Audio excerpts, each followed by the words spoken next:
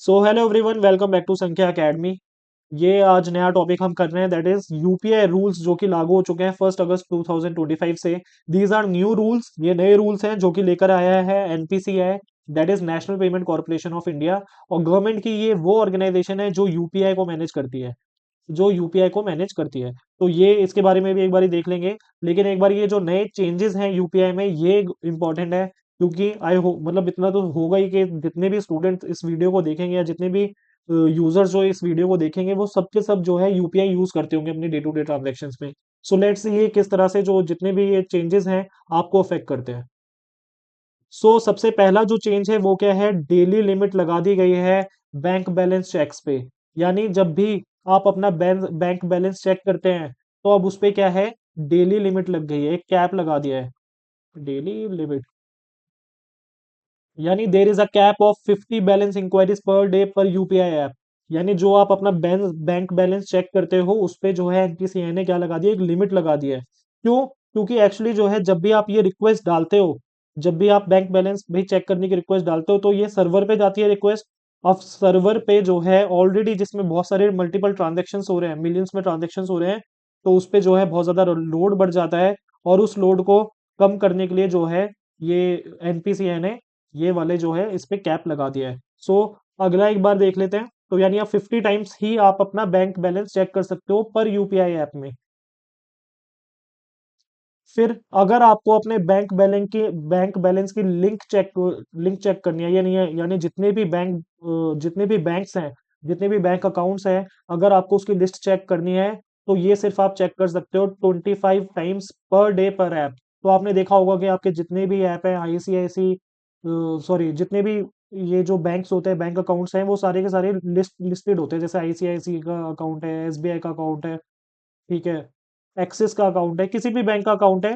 तो ये जो लिस्ट आप बार बार देखते हो, इस पे भी इन्होंने क्या लगा दिया, एक कैप लगा दिया, दैट इज मैक्सिमम 25 टाइम्स ही, मैक्सिमम 25 टाइम्स ही आप इस चीज को, ये जो लिस्ट है बैंक अकाउंट्स की, इसको आप चेक कर सकते हो। तो इसका जो मेन रीजन है वो यही है कि भाई मिसयूज एक तो इससे कम होगा। इससे क्या क्या कम होगा, इससे मिसयूज कम होगा। फिर ऊपर से जो बैक एंड यानी जो सर्वर पे लोड पड़ता है एनपीसीआई के, वो भी जो है कम हो जाएगा। ये भी, इस पे भी रेस्ट्रिक्शन लग गया आपका। फिर बात करी जाए limit on transaction status check. यानी जब भी एक ट्रांजैक्शन पेंडिंग हो जाता है, जब भी एक ट्रांजैक्शन पेंडिंग हो जाता है, जैसे फोन पे, पेटीएम में, जैसे पेटीएम में क्या होता है, जब ट्रांजैक्शन पेंडिंग हो जाता है तो येलो कलर का आ जाता है, उसमें येलो कलर की स्क्रीन आ जाती है।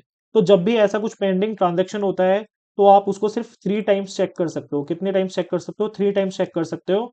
और ये जो 3 टाइम्स है, यानी फर्स्ट टाइम अगर आपने चेक करा और दूसरे टाइम अगर आपको चेक करना है तो इसके बीच में इन्होंने गैप डाल दिया, दैट इज 90 सेकेंड गैप।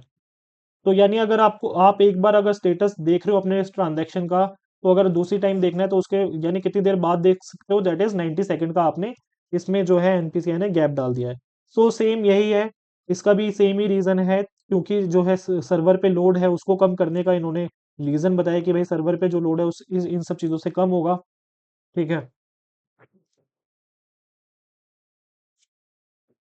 फिर बात करी जाए टाइमिंग रेस्ट्रिक्शन फॉर ऑटो पे ट्रांजेक्शन। अब एनपीसीआई ने बोला है कि जो ये जितने भी ऑटो पे ट्रांजेक्शन होते हैं, आप लोगों ने देखा होगा जब भी आप नेटफ्लिक्स लेते हैं या अमेजोन प्राइम हो गया, और भी जितने भी ओटीटी सब्सक्रिप्शन, जियो हॉटस्टार, या जब भी इलेक्ट्रिसिटी बिल हर मंथ जब जनरेट होता है, ठीक है, या जैसे म्यूचुअल फंड्स की एसआईपी हो गई, तो इसमें क्या है, आपको मैंडेट देना पड़ता है, एक परमिशन देनी पड़ती है जिसको मैंडेट कहते हैं। मैंडेट, एक परमिशन देनी पड़ती है जिसको क्या कहते हैं, मैंडेट कहते हैं। तो आप मैंडेट जब ये देते हो ऑटो पे ट्रांजेक्शन का, तो ये जो है ना किसी भी टाइम हो जाता था पहले, कि जिस टाइम आपने करा, जिस टाइम आपने परमिशन दी, तो उसी टाइम हर महीने जैसे 30 डेज के गैप पे, जो भी इनकी बिलिंग साइकिल होती होगी, हर महीने जो है एक पर्टिकुलर टाइम पे ये आपके अकाउंट से पैसे काट लेते थे ऑटोमेटिकली। ये ऑटो पे ट्रांजेक्शन की बात हो गई। लेकिन अब जो है एनपीसीआई कह रहा है कि ये जो ऑटोमेटिक ट्रांजेक्शन हैं या ऑटो पे वाले ट्रांजेक्शन है, ये क्या है, एनपीसीआई कह रहा है ये जो ऑटो पे वाले ट्रांजेक्शन है, ये अब नॉन पीक आवर्स में ही प्रोसेस होंगे। नॉन पीक आवर्स में ही प्रोसेस होंगे। यानी जो नॉन पीक आवर्स कब हो गए, सुबह 10 बजे से पहले, या फिर दोपहर को 1 बजे से 5 बजे, या फिर रात को 9:30 बजे के बाद, ये जो टाइम बचता है, ठीक है, इसमें जो है क्या है, नॉन पीक आवर्स में ही ऑटो पे वाले जो ट्रांजेक्शन हैं, जो भी ऑटो पे वाले ट्रांजेक्शन है वो क्या है, प्रोसेस होंगे। और किसी कारणवश अगर ये पेमेंट फेल हो जाती है ऑटो पे ट्रांजेक्शन वाली 3 टाइम्स, ठीक है, 3 टाइम्स या उससे ज्यादा, तो ये जो मैंडेट है यानी जो आपको परमिशन है, वो आपकी मैंडेट जो है कैंसिल हो जाएगा। आई होप सबको समझ आ रहा होगा। तो कैंसिल का मतलब जो है आपको दोबारा से मैंडेट, दोबारा से परमिशन देनी पड़ेगी अगर आप ये चाहते हैं। आई होप सबको समझ आ रहा होगा। सो ऑटो पे ट्रांजेक्शन पे जो है इन्होंने क्या लगा दिया है, टाइम लिमिट लगा दिया है। क्या लगा दिया, टाइम लिमिट, यानी एक पर्टिकुलर टाइम पे ही ऑटो पे वाले ट्रांजेक्शन जो है प्रोसेस हो पाएंगे। आई होप सबको समझ आ गया होगा यहाँ पे ये जो फोर्थ चेंज है। फिर फिफ्थ चेंज की अगर बात करी जाए, तो फिफ्थ चेंज जो है वो, इसमें जो है सिक्योरिटी से रिलेटेड है फिफ्थ चेंज। इसमें जो है जितने भी यूपीआई एप्स हैं उनके लिए मैंडेटरी हो गया है कि भाई जो बंदा रिसीव करेगा पेमेंट उसकी डिटेल शो करना और ट्रांजैक्शन आईडी शो करना। यानी रिसिपेंट जो है उसका रजिस्टर्ड नेम शो होना चाहिए और ट्रांजैक्शन आईडी शो होनी चाहिए, जो भी ट्रांजैक्शन है उससे पहले। आई होप सबको समझ आ रहा होगा।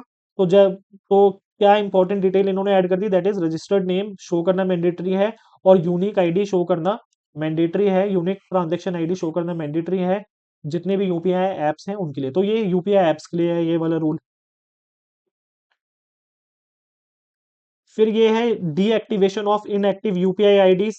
ये वाला रूल देख लेते क्या है। तो जितनी भी यूपीआई आईडीज जो हैं, आप लोगों ने देखा होगा ना, जैसे XYZ पेटीएम, ऐसे करके बहुत सारी कह सकते हो यूपीआई आईडी होती है। तो जो भी यूपीआई आईडी है जो कि 1 साल से इनएक्टिव है, ठीक है, उनको जो है एनपीसीआई ऑटोमेटिकली क्या कर देगा, डीएक्टिवेट कर देगा। ठीक है, तो वो सारी की सारी ऑटोमेटिकली डीएक्टिवेट हो जाएंगी जितनी भी यूपीआई आईडीज 1 साल से इनएक्टिव है यानी यूज नहीं हो रही है। फिर बात करी जाए नेक्स्ट सेवंथ रूल की। सेवंथ रूल ये कहता है, इन्होंने जो नया रूल लेकर आए हैं, that is faster refund for failed transaction. यानी जितने भी फेल्ड ट्रांजेक्शन हैं उसमें जो है रिफंड आपको और ज्यादा जल्दी मिल जाएगा। सो ये बहुत खुशखबरी की बात है। आप लोगों ने देखा होगा कभी कभी बहुत दिन लग जाते हैं ट्रांजेक्शन के लिए, जो भी ट्रांजेक्शन फेल होते हैं उसका रिफंड आने में, लेकिन अब जो है ये जो प्रोसेसिंग स्पीड है इन लोगों की, ये थोड़ी इन्होंने फास्ट कर दी है। फिर जो बिजनेस यूपीआई अकाउंट होते हैं, जो बिजनेस यूपीआई अकाउंट होता है, बिजनेस यूपीआई अकाउंट क्या हो गया, आप लोग दुकान पे जाते हो तो वहां पे एक क्यूआर कोड कंपनी का लगा रहता है, पेटीएम का, फोन पे का, जीपे का, भारत पे का। ठीक है, आई होप सबको समझ आ रहा होगा। तो जो बिजनेस अकाउंट, यूपीआई अकाउंट जो बिजनेस वाले हैं, ठीक है, उनके लिए जो है new verification and monitoring procedure लगाया इन्होंने। क्या लगाया है, new verification and monitoring procedure लगाया है, ताकि जो है यूपीआई का मिसयूज ना हो, ताकि यूपीआई का मिसयूज ना हो और ट्रांसपेरेंसी रहे, ताकि यूपीआई का मिसयूज ना हो और क्या रहे, ट्रांसपेरेंसी रहे।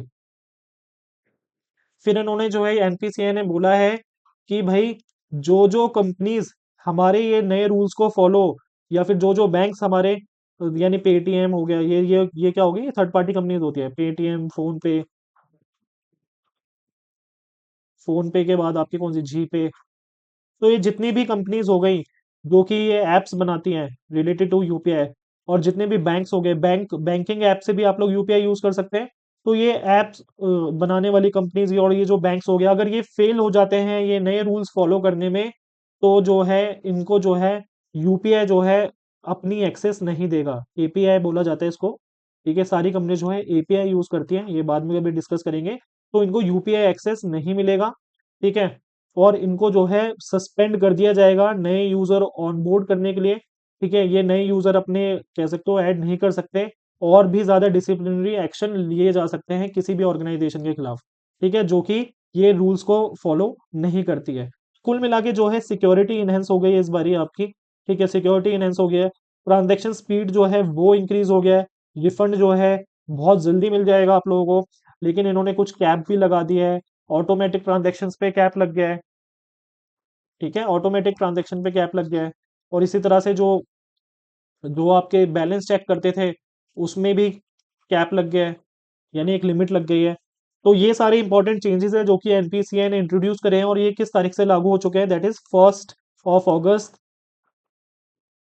2025। एक बार एनपीसीआई के बारे में देख लेते हैं क्या है अबाउट एनपीसीआई। सो एनपीसीआई जो है इसका फुल फॉर्म है national payment corporation of India. ठीक है, ये डील करता है रिटेल पेमेंट से रिलेटेड जितनी भी इंडिया में रिटेल पेमेंट्स होती हैं। ठीक है, और जो सेटलमेंट सिस्टम है इंडिया में जो पेमेंट सेटलमेंट सिस्टम है उससे उससे रिलेटेड ये कह सकते हो काम करता है।